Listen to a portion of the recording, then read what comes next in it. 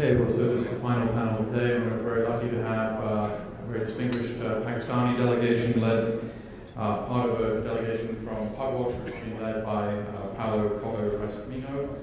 We have Ambassador Durrani, a long-time Pakistani soldier who was even at one point President Zia's aide-de-camp, who rose to the highest levels in the inside of Pakistani national security apparatus. His last job was national security advisor. We have Talib Masood, who also had a very distinguished career in the Pakistani military, who's such a frequently quoted person in the New York Times. It's almost like the Talib Masood hour every time I pick up the paper and I read a story from James Lalez. And we also have Ijaz Haider, a very distinguished Pakistani journalist, to talk about the view from Pakistan. Would you like to start, sir? I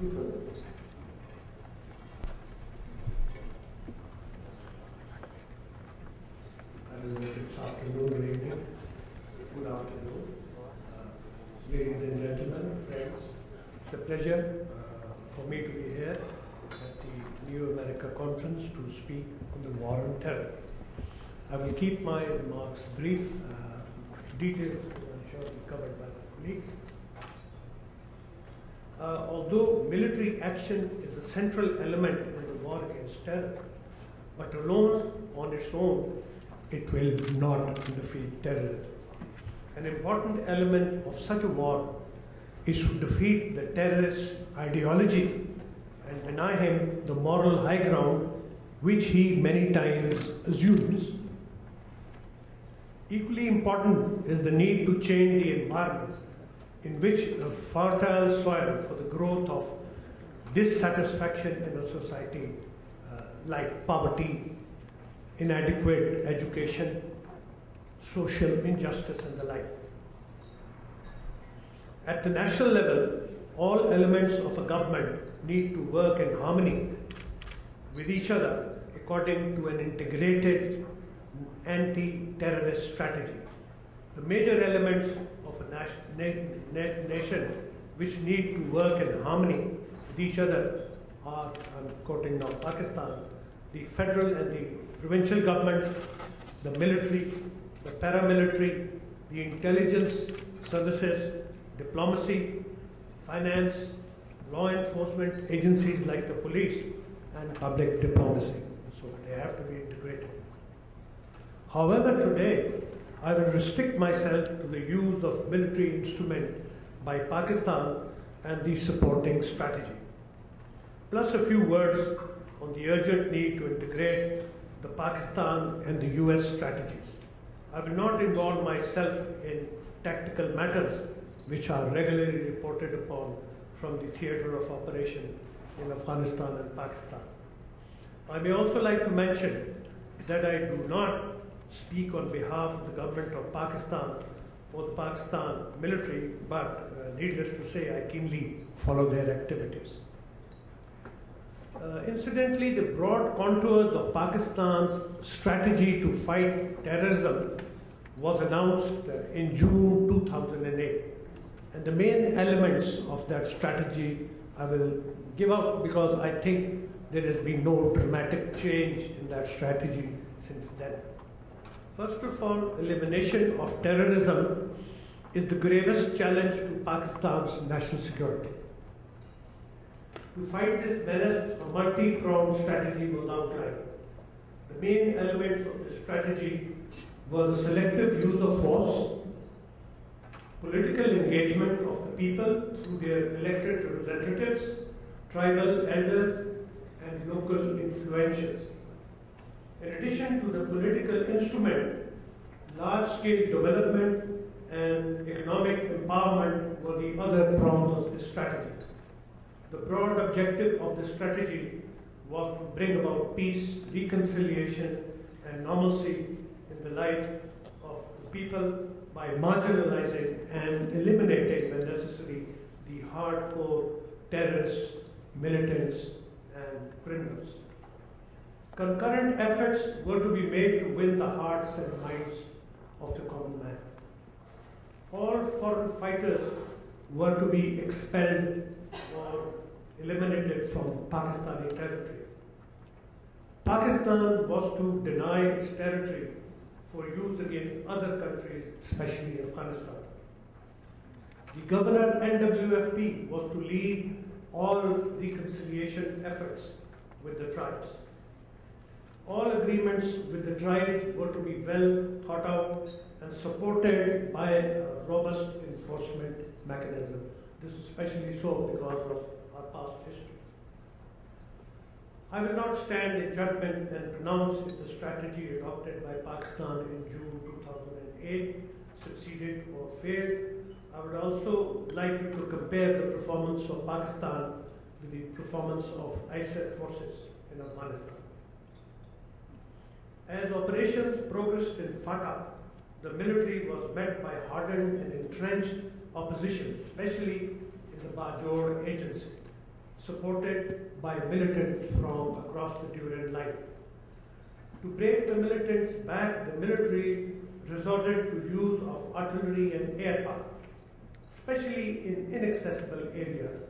Luckily, this did not produce significant collateral damage, some but not significant, as the tribal area is sparsely populated.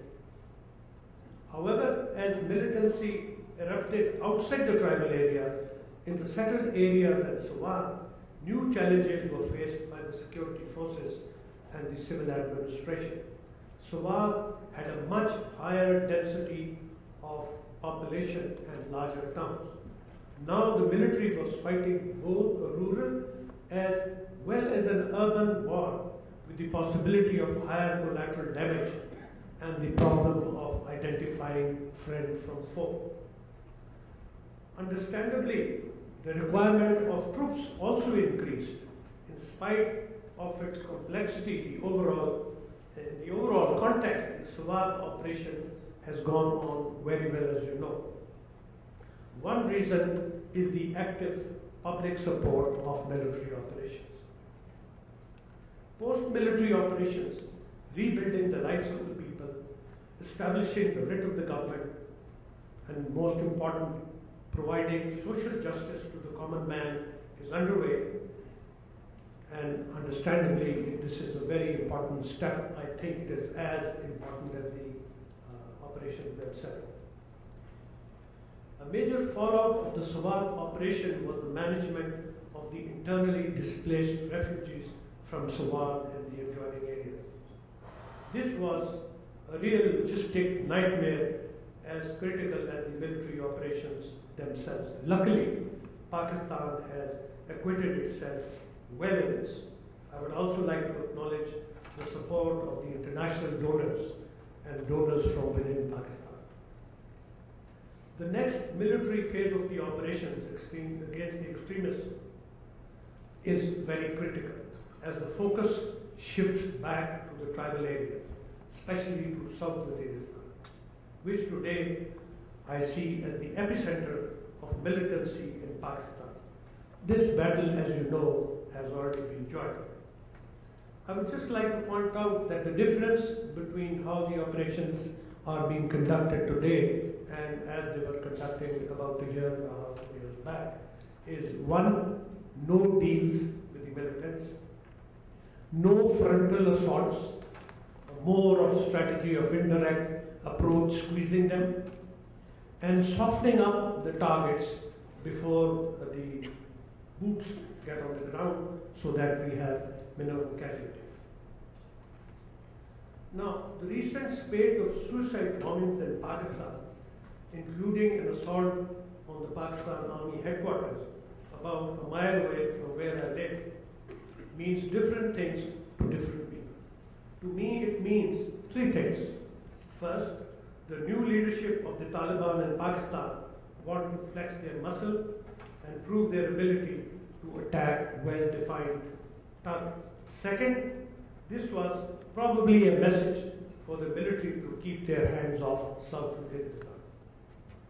A third, though unintended, effect of this attack on GHQ and police training facilities by the militants and the quick response by the security forces has has enhanced public support for the military and the police.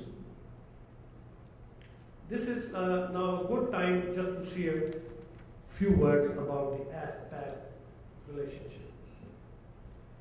As we all know, the Obama government is on full throttle to develop a strategy for the AFPAC region. The strategy, I believe, has a simple and straightforward objective to disrupt, dismantle, and defeat terrorist networks in Afghanistan, Pakistan border regions with special focus on Al-Qaeda and its safe havens. Besides the US, their coalition partners and the Afghan establishment, I think the most important player who can really make a decisive contribution to the success of this endeavor is Pakistan. In my humble opinion, it would be wise for Washington to keep engaging Pakistan in a meaningful manner. No other country knows the Pakistan, Afghanistan border regions or the Pashtuns who straddle the border better than Pakistan. Trust us.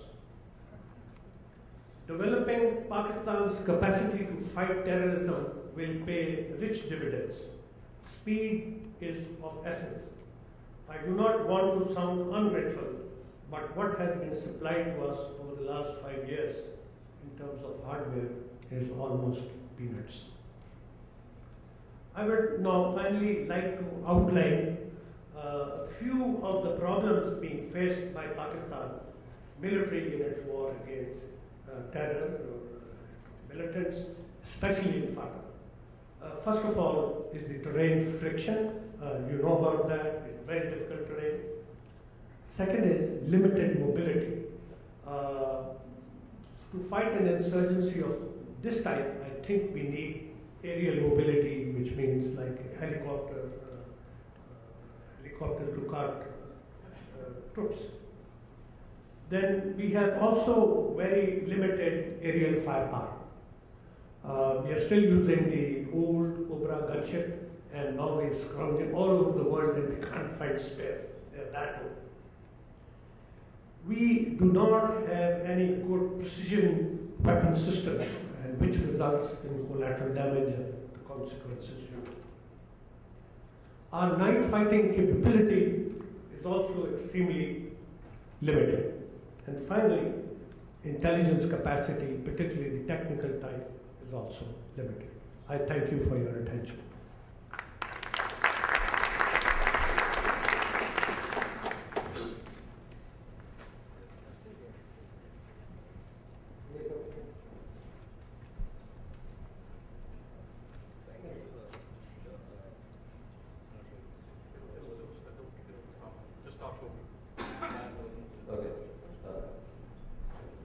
Thank you, Peter. Grateful to be here at the New America Foundation. Also the fact that you allowed us, the Pug Wash effort that we brought to Washington, plug into this conference. One of the things that I received from New America Foundation was the fact that the conference is an attempt to look at the problem in alternative ways. So I think I would like to be a little provocative here. It was day before yesterday when I was at a different venue during a session. I got a text message from my son's school saying that all schools across Pakistan have been closed down until next orders. That is something which should give you an indication of the kind of situation that we find ourselves in.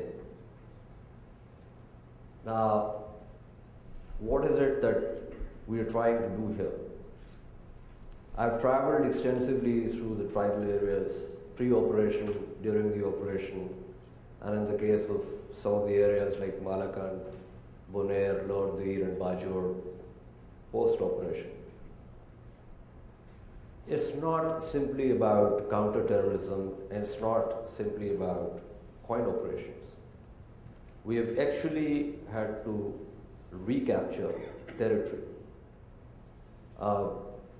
the indication that you might have got from what General Durrani talked about, the use of artillery, in some cases the use of armor, also helicopter gunships, and infantry assaults. None of this falls into the category of counterterrorism or coin operations. This is pure and simple conventional war to recapture territory.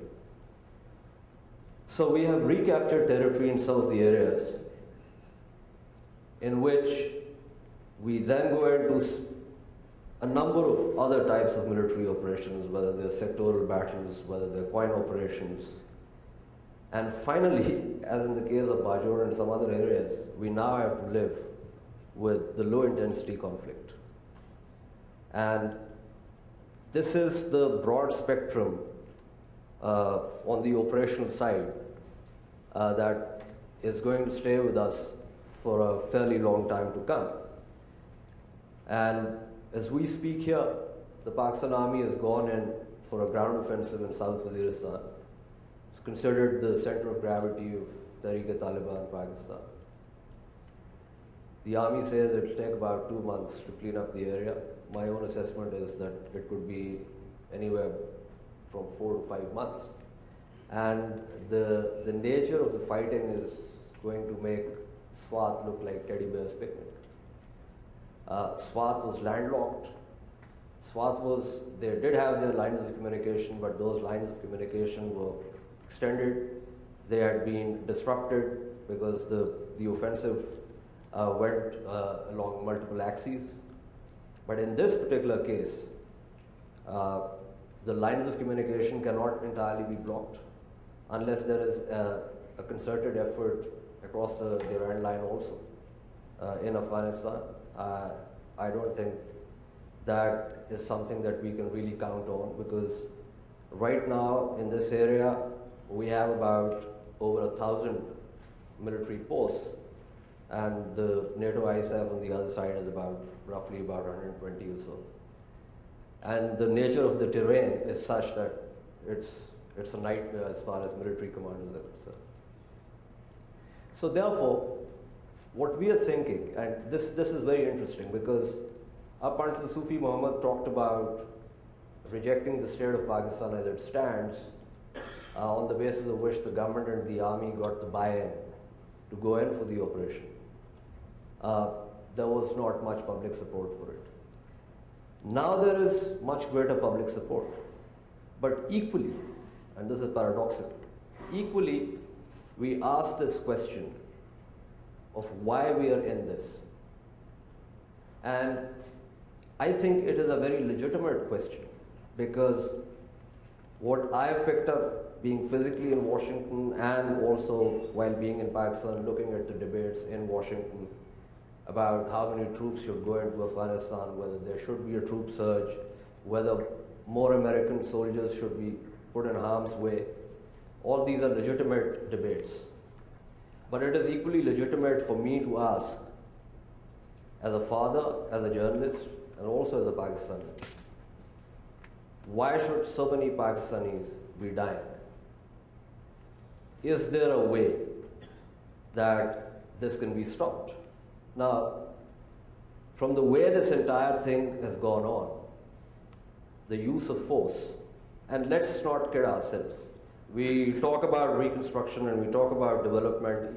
Pakistani government talks about the strategy, the 3D strategy, deterrence, dialogue, development. But the fact of the matter is that the current effort relies very heavily and very often primarily on the use of force. But use of force per se does not translate into utility of force. And I don't think that so far that has been the case. In Afghanistan, we know what the situation is. So the question for us is that until there was an offensive against Afghanistan, the tribal areas were quiet. I mean, I remember as a child when my father was commanding a Khyber Rifles wing. I remember Peshawar as a beautiful, sleepy frontier town. Until 2004, I took my friends to Swat, upper and lower Swat Valley, everything was fine.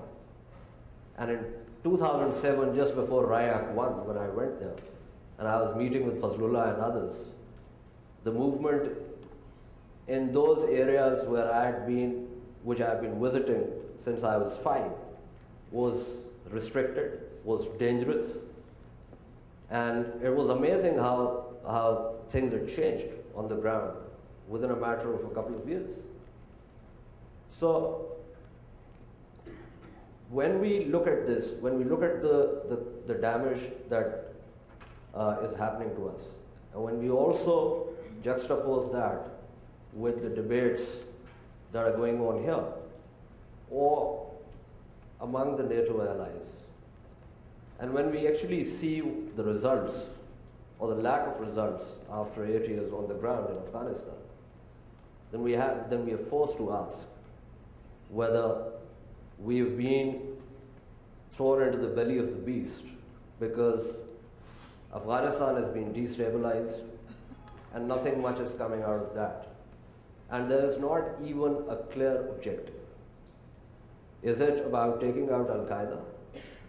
Is it about refashioning and remodeling Afghanistan along the lines of Western institutions? What exactly it is that the world wants to do there, the world led by the United States? Because when I look at the debates, I cannot see whether there is a very clear sense of purpose there, or at least there is a lot of confusion about what the United States would like to happen and what is actually doable or achievable in that country. There are people sitting here who know Afghanistan much better than I do, Marvin Weinbaum being one of them. If you look at the historical trajectory of Afghanistan, every uprising in the countryside somehow syncs with an attempt by Kabul to try and extend its authority, or to extend its authority and to reform the countryside. I mean, what was the PDPA trying to do in Afghanistan? This is exactly what the PDPA was trying to do. I mean, it may have been underpinned by the communist ideology that all of us loved to hate at that time. But the fact is that they really wanted to educate the women, they wanted to emancipate the women, and they wanted to do all those things that the West wants to do now. And none of that was acceptable to the Afghans. And then, of course, we got into the game for our own reasons. And now there is a blowback. There's a blowback for us, there's a blowback for the rest of the world. So is there a sense here, and that this is what I would like to try and figure out while being here, to get a sense of what it is that the United States really wants to do. Because I don't think that bringing Weberian rationalism to Afghanistan is going to work. It's not going to work. Maybe there is a trade-off that let Afghanistan figure out its own future while giving guarantees that its soil will not be used by any group to attack the interests of other states in the world. I don't know. It's a counterfactual, but when 9/11 happened, and if in theory the Taliban had accepted to hand over bin Laden to the United States, would the United States have attacked Afghanistan? I don't think so. Because all of us are prepared to live with all sorts of obnoxious regimes in the world. And we don't barge in there to clean up and refashion and remodel and make them democratic and make them, acceptable to the rest of the world. So this is a question that the world and the United States has to answer. But this is a question that we ask. Nonetheless, while we are asking this question, we have also decided that as far as our own territory is concerned, we will clean it up as best as we can. But there is no Clausewitzian victory here. Cleaning up the territory does not mean that we will be rid of this immediately. As I said, it will simmer. There will be ups and downs. One of the reasons we had these multiple attacks was because Tehreek-e-Taliban wanted to make its presence felt with a new leader who has a lot of panache, a young man trying to solidify his leadership. They went in for these multiple attacks. So that kind of thing will happen. But to what extent can we live with that? That is what really matters. Now, the deep irony of it is that, and I don't want to go into the controversial aspects of Kerry Lugar bill. We've had lots of discussions on that in the last 2 days coming out of my ears. But the fact is that it talks about developing the civilian side of Pakistan, it talks about education, it talks about democratic reforms, it talks about a number of other things that necessarily have to presuppose normality. When schools across Pakistan are going to be closed down because the situation is not normal, it doesn't particularly make any sense if there is a lot of money coming in to build 150 or 1,500 more schools, or to actually put the faculty there. So, and ditto for other development work. Development work for federally administered tribal areas. I find that a joke, frankly, in the sense that not because the intent is wrong, but it is completely unrealistic. At this point in time, there is nothing that you can do. At this point in time, it's deciding about, you know, what Churchill had said about jaw and war. When do you jaw and when do you war? Or whether there is one comes after the other, whether you do it simultaneously. So we're trying at our end to figure this out. But there is no corresponding development, shall I say, positive development across the Durand line for us to think that, you know, our strategy can actually plug into that, and there can be some kind of cooperative mechanism in and through which all actors can actually get what is doable rather than what is desirable.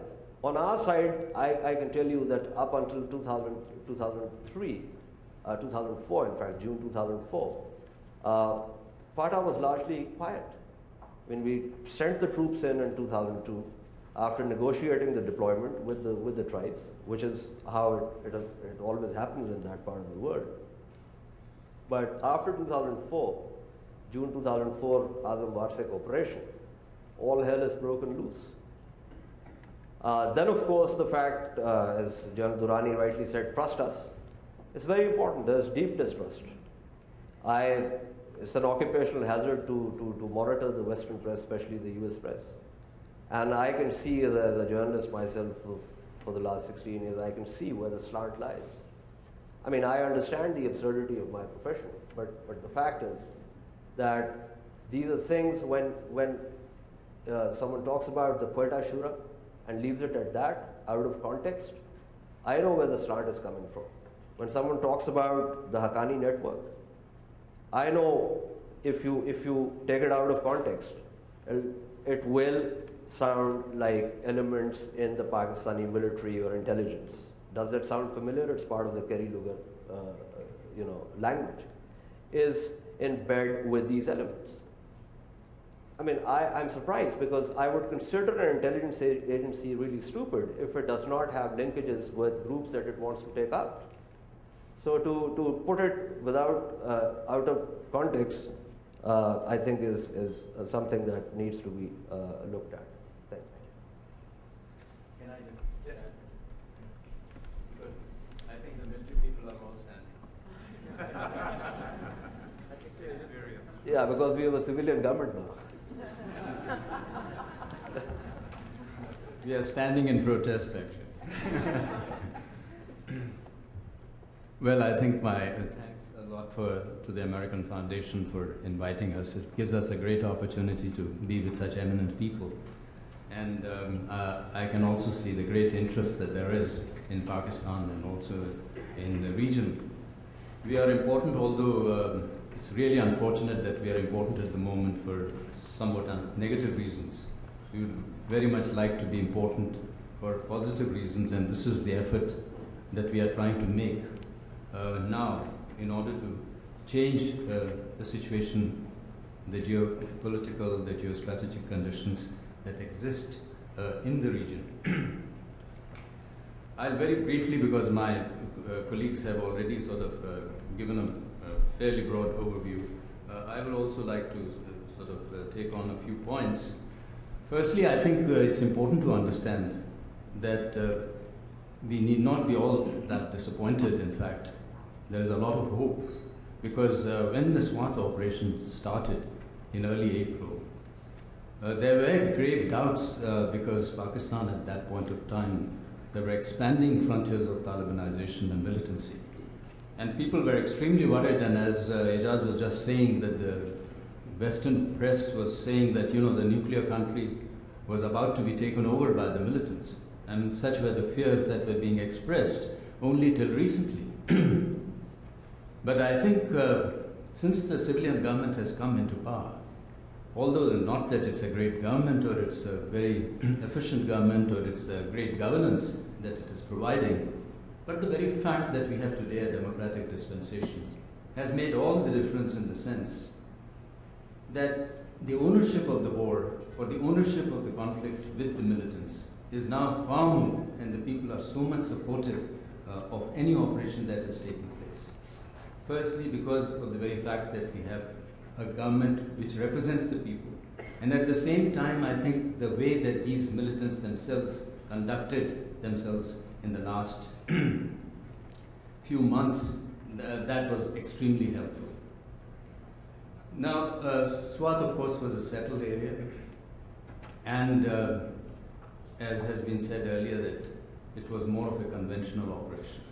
The reason for being a conventional operation was that the army wanted the least amount of collateral damage. Now, because of that, there had to be a huge displacement of people. And that by itself, that human suffering and the amount of pain that was inflicted on the people, because they had to move from there, nearly 1.5 million people had to be displaced. But I must say that because of that, the amount of collateral damage was the least, in the sense that those who were not militants, they were not hurt. So I think, although I would not say that there have not been some errors, or for that matter, they have not been hurt in some cases, but it has been far less than what it would have ever been if they would have been there and these people would not have been vacated. But the most heartwarming thing was that in a very short period of time, whereas these people were displaced, they were taken back to Swat and to the Malakan division. So that in itself was a great feat, that within a period of 4 months, people were removed from their homes and they were taken back. So I think, and then there is so much of support of the people now in this region for the military and for the government. So I think that is by itself a great plus point and something which is positive that has happened. But really, the insurgency, as has been said by everyone, the epicenter, the mother of all insurgencies, is in South Waziristan. And this operation, as you must be reading, has started, and it's probably just about less than a week that it is there. Now, the army this time is taking no chances, but it does not mean that success is inevitable. There is no such thing as that. What they did was, they did months of preparation, softening of targets, thorough preparations, blocking of all exit and entry points, and doing a lot of better intelligence work that they have done before. And they also wanted to make sure that they isolate these militant tribes, the Masuds, because they thought that if they would go just like this, then it's quite likely, and that would be a nightmare, if all the tribes of the region will join hands and then put up a united front and resistance. So I think this was a very good thing they have done, that they've tried to isolate these militant groups so that they can take them on, and success would be relatively easier than taking everyone. That would have been more or less impossible. It is also necessary to understand that the Taliban in Pakistan are not a homogeneous group. They are different entities. Some of them are truly criminal entities, like in the Khyber Agency. And there are some who are ideological, and some are, of course, a mix of the two. So I think we have to understand that whilst dealing with them, we have to deal with them in separate ways. I would say that this is going to be a long drawn affair. I am of the view that we cannot put a timeline. We cannot say that it's going to be 2 months or 4 months. I think it's going to be long, because much will depend not only on Pakistan, but much will depend on what the situation is across the border. So it is not entirely on us that the situation will revolve. It is also a question of how Afghanistan stabilizes. Of course, winter is setting in, and once winter sets in, then the level of conflict will obviously go slow. And the advantage will obviously go to the militaries, because the night is there. And it becomes very difficult to control at night. So I don't know what sort of a strategy or plan that the military has made for trying to consolidate its position before winter truly sets in. I must say here that the cooperation with the United States has improved considerably in the last 2 to 3 months. Although there is a lot of writing and a lot of speaking about saying that there is a lot of mistrust and distrust between the two sides. There is no doubt. But on the military side, I think the level of trust has improved considerably. There is a much greater sharing of intelligence. There is a much greater confidence amongst the commanders. And as has been said many a times, that the commanders, the Pakistani General Kiani and the Chairman Joint Staff, are more or less in constant contact with their counterparts, Admiral Millen and General Petraeus. So this is heartening in that sense, that there is a much higher level of cooperation and intelligence sharing. The question of course, drones is something which is very sensitive. In some ways, at the tactical level, it has been useful. As you must have heard that Baitullah Masood was killed as a result of drones, which did help in sort of muting the opposition that was there to the drones. But in the long term, I think it has some very negative impact, in the sense that it truly impinges on one's sovereignty. It is demeaning, and it can give an opportunity or some sort of an excuse to other countries to also start then conducting themselves, if they think that their interests are best served by attacking the drones. Or if they do not have drones, I don't think any other country has drones, but they would then use their aircraft, or for that matter send their forces and say, well, you don't have control over your territory, so we might as well come over and look after your territory, or try to establish control in your territory. So I think it's a very dangerous precedent that needs to be, and there is a moral and a legal dilemma as well. As has been said earlier, and I would like to repeat that military is just only one part of the instrument and one part of the element towards stabilizing the region. The real elements are the ones which are the follow-up elements. And as you are aware, as a consequence of the Afghan Jihad, as a consequence of the fact that the Western world abandoned Afghanistan, and then more than anything else, the events of 9/11 and the invasion of Afghanistan, and then the departure of the US, not the departure, but the sort of neglect of Afghanistan because of Iraq. All these things have contributed towards a situation where I think the whole region has transformed itself, and our tribal belt is no more what it was before. So to say that we replicate exactly what was in the past and build those conditions, I don't think that is possible. I would also like to say that this Talibanization, apart from the fact that it is retrogressive, it is a 16th or 17th century sort of a phenomenon. It's a sort of filling up a vacuum because the people were not provided with security, They had no employment opportunities. There was no justice. The tribal structures had failed and were completely dismantled. So there had to be a substitute, and this is the substitute. So unless the government is in a position to re-establish and to have an infrastructure which provides them an alternate paradigm, I think it will not be possible to really think that we will be able to win their hearts and minds. I would say that, although I may be making a bold statement, but I have a feeling that unless the tribal region eventually is integrated, which is in a matter of 5 years, with the mainstream Pakistan, both in terms political as well as economic and even social, it would not be possible to really stabilize the region.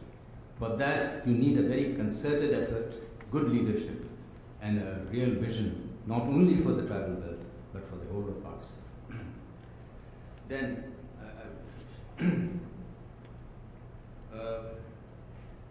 in the end, I would say just one thing, because I'm sure you would ask questions about India. So I thought I would just mention that it's very important for Pakistan and India to have a good relationship, which unfortunately is in a stalemate. And this stalemate is causing serious problems, not only in Pakistan, but also in Afghanistan.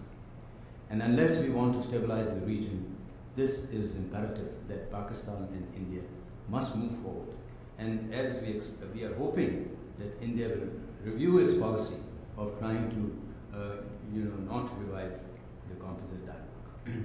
Although we are being accused that we are bending backwards, that India should stand, but it is not just because of us, but we also think it is because of regional and global security that it is important that these two countries, at least engage in dialogue so that their relations can eventually be normalized. Thank you.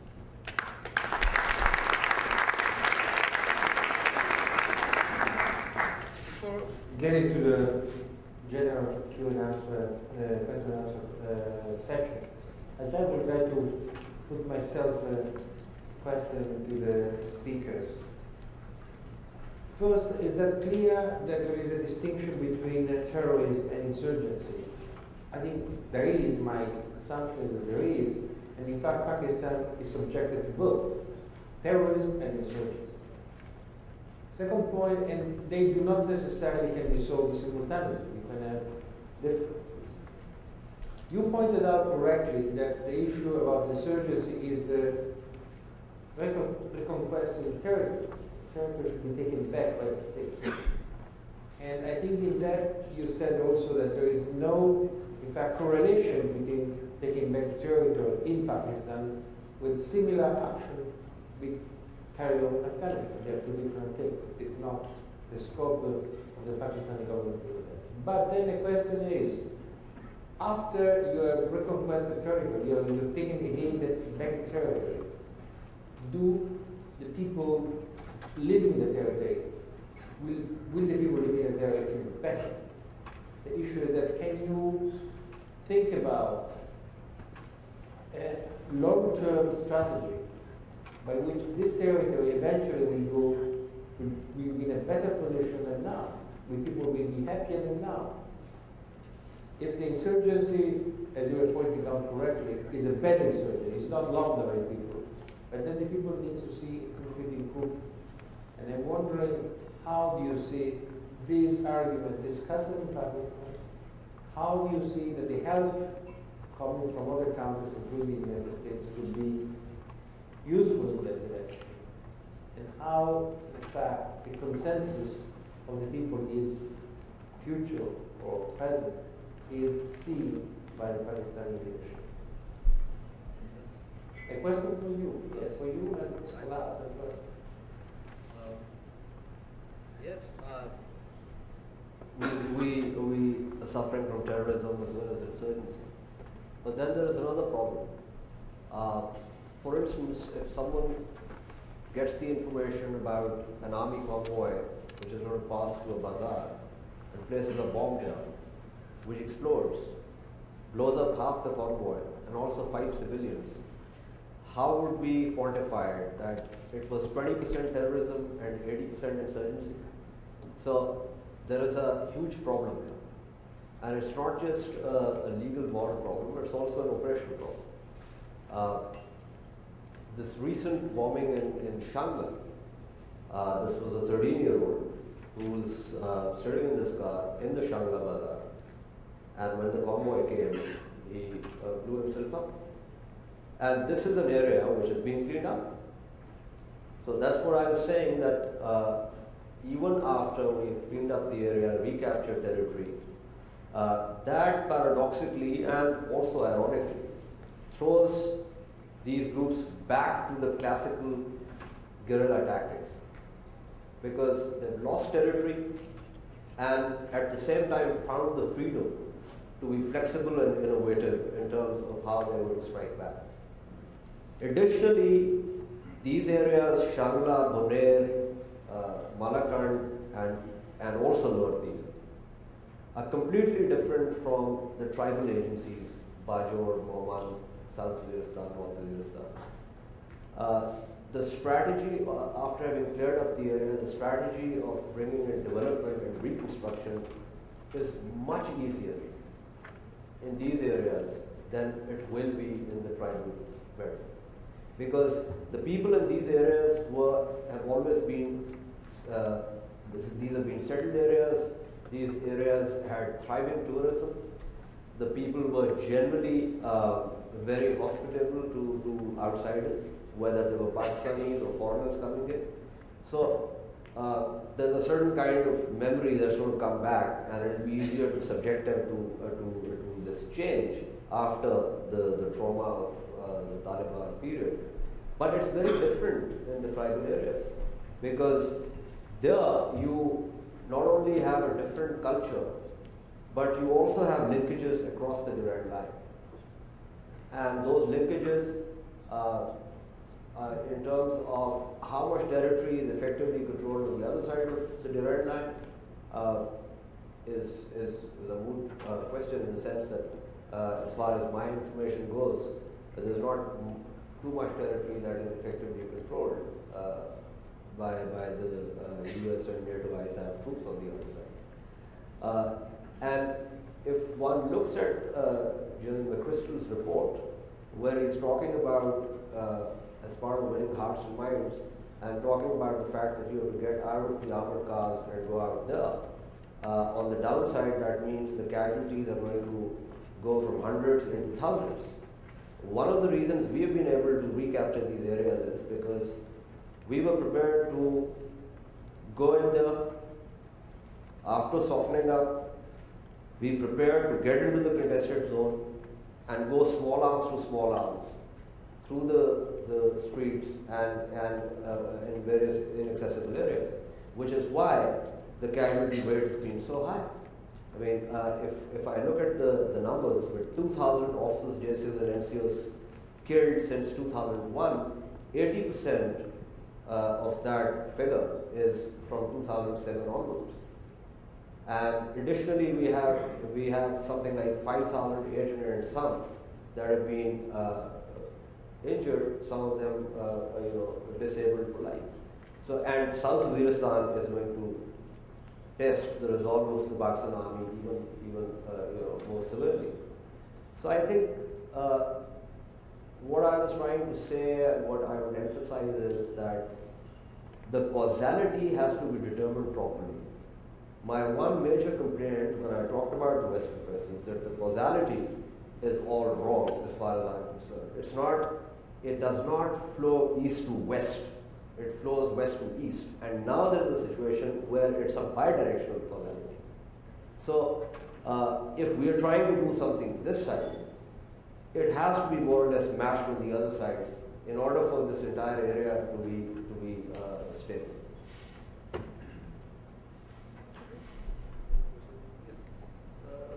I'd just like to add a few words. I'm a bit uncomfortable with the term conquest of territory.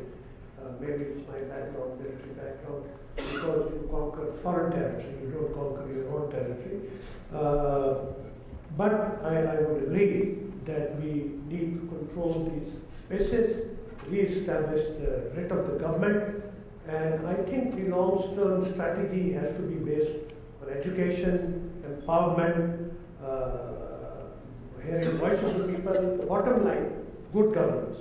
And in this good governance, basically there are three issues: security, justice, and economic opportunity. Thank you. Yeah, I'm going to inject a little bit of optimism into this, because I think actually this is probably one of the best moments in Pakistan's history. Just 6 quick points. The lawyers' movement, sort of independent of the political parties, getting rid of a military dictatorship essentially. An explosion of independent press. 10 years ago you went to Pakistan only on TV channel. You wouldn't have had the lawyers' movement and the popular support without the independent press. The independent press is anti-Taliban, pro-democracy. The MMA, the pro-Taliban religious parties, were annihilated in the election of 2008. They're almost out of business. The restoration of democracy, the fact that the Pakistani public is behind these Pakistani military operations. And I can't think of a time since the Soviet invasion of 1979 where American strategic interests and Pakistani strategic interests are more closely aligned. And as General Massoud pointed out, that has actual impacts in terms of the military information we're exchanging. So I hate to be an optimist about Pakistan because often that is not necessarily appropriate. Pakistan has suffered through much worse than this. It's lost half its territory. It's been in 3.5 wars with India, with either a draw or a lose, depending on how you look at those wars. I think this is something Pakistan's going to survive very well as an outsider and a frequent visitor to Pakistan. So with that, we'll open it up to questions. Does anybody? First, Marker.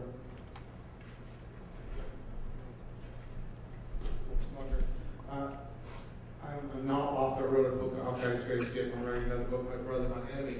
I'm very interested to hear from the panelists specifically on whether they believe that senior elements within the Pakistani military are still dealing directly with either the Afghan Taliban or the Pakistan Taliban, and whether or not they regret that, A, and B, when will it stop? When will it come to an end, as it were? This is when it you stop beating your wife question, I think.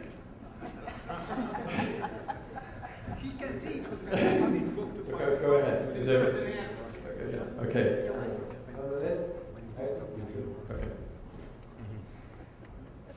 Yeah, my name is Candy, but I write for the Pakistani Spectator. My question to Ijaz Heather is that why it's so difficult for Pakistan to understand that it's September 11 that took us to Afghanistan. We didn't go there to capture Pakistan, the atomic boys, or to divide Afghanistan or Pakistan. When I see Pakistan do this small conspiracy theory that we are there for oil, we are there to capture Pakistan, the atomic bomb, these kind of nonsense. So my question to General Durrani is, I asked you this question a couple of years ago at John Hopkins. Who is giving training and money or logistics support to these 10,000 militants who are fighting against Pakistani military? It's not easy to fight against a military, but someone is helping them.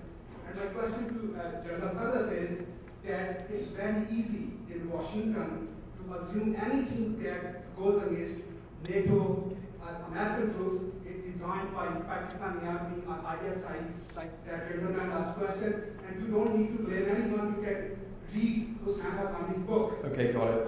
Yeah. Because we get enough because we've got very little time.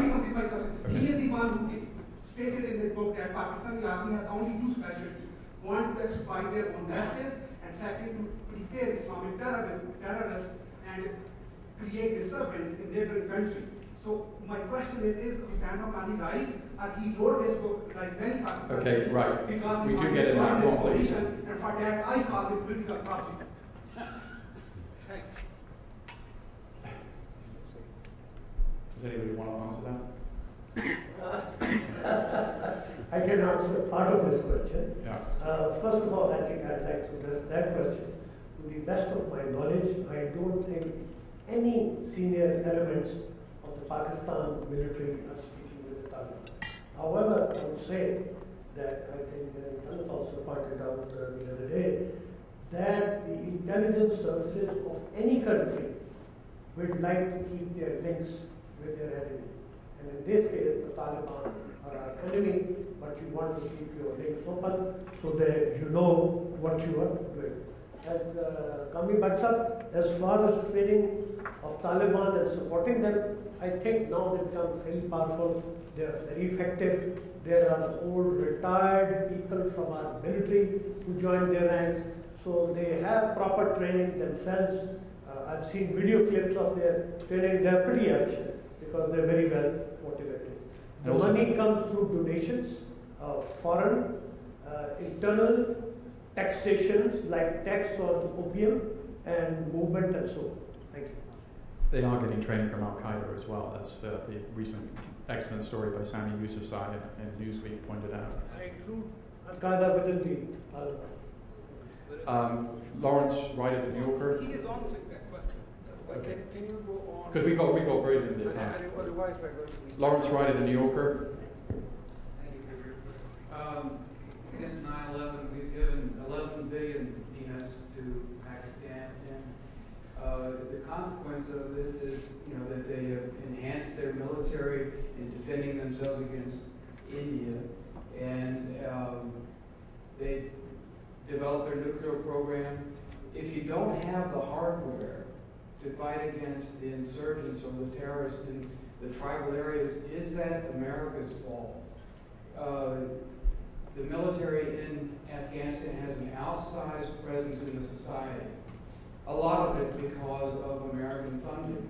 I'm wondering if overall American aid to Pakistan, especially the military aid, hasn't done more harm than good, and it might be an argument for retreating substantially from that kind of contribution.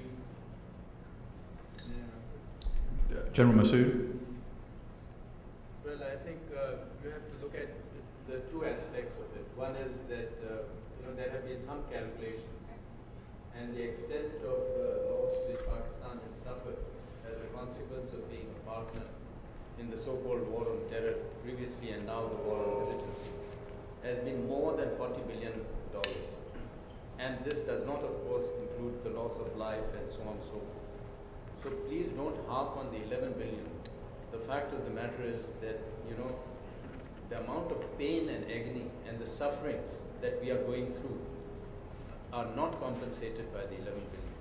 And let me tell you that we have not strengthened ourselves against India to any extent that we could be a threat to India.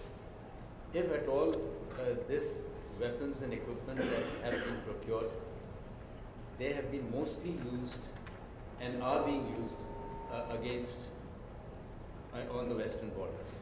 So I do not think that you should be worried that they are going to be used against India. Pakistan cannot be so naive and foolish as to engage itself on the eastern front.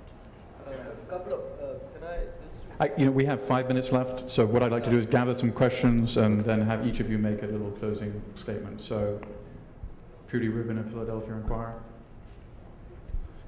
Military Pakistan and the U.S. Lugar money seem to be very much driven by the military, and if there's such a good relationship between the leaders of U.S. military and the leaders of Pakistani military, I'm sure those issues were discussed in detail. So it makes me wonder, what exactly is the military's attitude towards its U.S. counterparts? And in such a difficult struggle as it faces, will it use that cooperation and seek it? Or is it likely to take a tack, as it did with Kerry Lugar, that might cause real problems in the United States towards continued military aid? Okay, good gentleman there. 2 gentlemen over there. 3.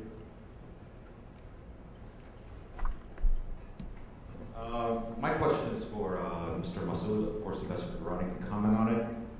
Since you specifically mentioned very briefly about the drones and the Pakistani military's frequently requested access to the U.S. Predator drones that are operating in the tribal areas, while the planes are physically in Jalalabad, the objectives are targeted from a shack in the Nevada desert, if CBS 60 Minutes is to be trusted. Moreover, Predator targeting is not confined to Fatah, but also against Al Qaeda in Yemen, when al-Nashiri was taken out and President Saleh did not complain, as well as the Horn of Africa. Should the Pakistani military be given a chair in the Nevada desert? Yes, my question, address my two questions. General Durrani, you talked of the new leadership of the tribal agencies. What about the old leadership, the 6,000 or so Maliks? What role do you see for them in the future? And for General Masood, unless Pakistan prosecutes outfits like the Lashkar-e-Taiba, the resumption of the composite dialogue in its full-fledged sense is highly unlikely. Okay, final question. Can you identify yourself? And a question, not a statement, please. In fact, I want to make a little comment. Okay, no comments. It's a question only. Thank you. Okay, thanks. Because we have now 3 minutes. And so, pardon me? No. You're going to each respond to some of the questions, and you have about 2 minutes each. Thank you. Well, this entire debate on the Kerry Lugar was not initiated by the army. As a matter of fact, it's immodest to say this, but back in April 2009, I was the first analyst that talked about the conditionalities in the Howard-Berman bill and cautioned that if this finds its way after reconciliation into the Kerry Lugar bill, then it's going to be tough. And it was the press that pointed out, followed by the military, and then the controversy started. But at the same time, this is something which the army is going to voice about, but that does not mean that the army is not going to do what it is required to do. As you can see, it's gone into South Waziristan. The rest of the questions my colleagues can answer, but just one thing, I think the shack could be shifted to Rajasthan, to Balochistan. We don't have to go to Nevada. I would answer 2-3 questions. One, truly, I think you mentioned that I think the cooperation between the leadership of the Pakistan military and the US military is, as has already been said, is almost excellent. It's very good. Our top leaders talk, our operational people talk, and our field commanders also talk. So I think the Kerry Lugar bill, there are offensive some clauses, but I do not think that is going to seriously affect the relationship between the two militaries. With that, I will just say a few words about the drones. We have been following the drones, and contrary to popular belief, I think that the drones have done a good job. The collateral damage by the drones is not so severe. However, the million-dollar question is, the people of Pakistan don't like it. It is seen as a violation of Pakistan's territory. And I think the negatives of the drone attacks far outweigh the positives. And I have been urging our colleagues here, please stop it.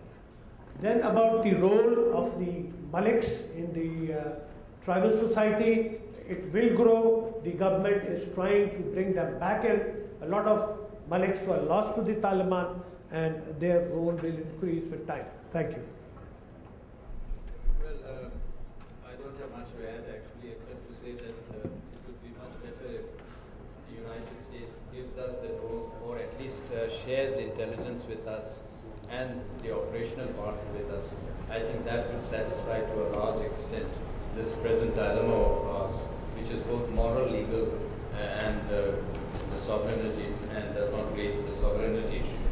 As far as your question on the LET is concerned, you know, the Lashkar-e-Taiba was, prior to 9/11, a very potent organization which was fighting the Kashmiri, as a Kashmiri jihadis, and they were, in fact, trying to sort of, from their own point of view, liberate Kashmir from the Indian occupation. And this was till 9/11, a legitimate sort of struggle that was going on. It was only after 9/11 that this difference between terrorism and legitimate struggles was merged for tactical as well as for strategic reasons. To my mind, whereas this is true that a certain level of nexus has developed between the jihadi elements and the Taliban and the other militant groups, which is extremely damaging for Pakistan, and the blowback in Pakistan itself has been very damaging. But I think there is also a lesson for India that it must understand that it must try to resolve the Kashmir problem, not necessarily to satisfy us, but to satisfy the people of Kashmir. I wanted to just clarify that this has been a little bit of a quick interaction between our Pakistani guest. This is a part of a week that entirely devoted as Bhagwash to interaction between Pakistani experts, officials, former officials, with the American environment think tank, and this is a part of it, and we thank you very much for the hospitality.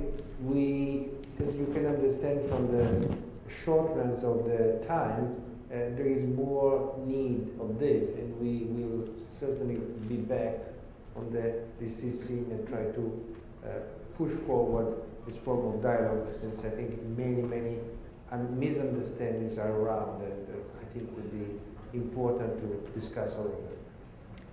It has been a very rich and rewarding, sobering day. I think there's been a lot of pessimism in the room, a lot of reality, and so let me add to Peter's optimism that we are at a much deeper part of the conversation than we've been at for a long time now. And there is a sense that we're not just talking about spin, but we're talking about the facts on the ground as well as the goals in our heads. So I want to thank you for being here all day. I want to thank Peter Bergen, who is the mastermind behind this, who put it together, and Patrick Doherty for doing all of the hard work with Peter and with myself. And so on behalf of Steve Cole, the Center on Law and Security, and the New America Foundation, I want you to join me in thanking our panelists. Thank you, Peter, for a wonderful day. Thank you. And we'd also like to thank our staff who worked this conference so well, Andrew Leibovich and others. If you could stand up, everybody from New America who staffed this. Thank you.